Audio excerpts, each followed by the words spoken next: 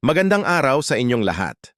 Nais kong ibahagi sa inyo ang isang kwentong nagmula sa Barangay Silao, isang lugar na dating puno ng liwanag at sigla.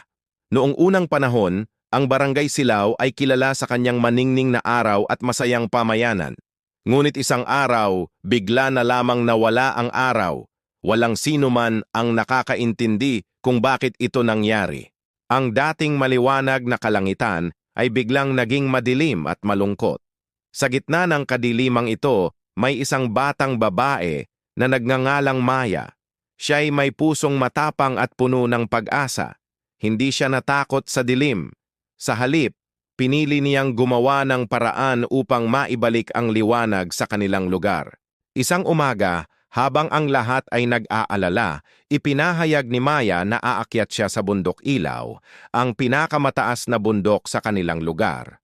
Ayon sa mga kwento ng matatanda, sa tuktok ng bundok na ito matatagpuan ang pinagmumulan ng lahat ng liwanag. Ang kanyang paglalakbay ay hindi naging madali. Maraming pagsubok ang kanyang hinarap, ang mahabang lakbayin, ang lamig ng hangin, at ang pagod. Ngunit hindi siya sumuko.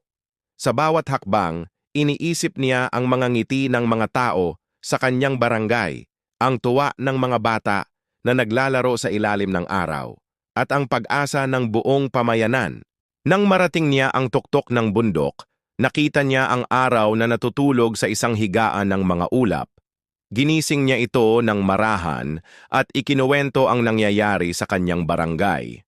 Ang araw na naantig sa tapang at determinasyon ni Maya ay nagpasyang bumalik. Unti-unting bumalik ang liwanag sa Barangay Silao. Ang mga tao ay nagdiwang at pinuri ang katapangan ni Maya. Ngunit ang pinakamahalagang aral na kanilang natutunan ay hindi lamang tungkol sa pisikal na liwanag, kundi ang kahalagahan ng pagiging ilaw sa buhay ng iba. Tulad ni Maya, tayong lahat ay may kakayahang maging ilaw sa gitna ng kadiliman. Hindi kailangang maging malaki o maningning. Minsan, ang simpleng pagtulong, pagbibigay ng ngiti, o pagiging mabuting halimbawa ay sapat na upang magbigay liwanag sa mga taong nasa paligid natin. Mga kaibigan, sana'y naibahagi ko sa inyo ang diwa ng kwentong ito. Tulad ni Maya, huwag tayong matakot na maging liwanag para sa iba.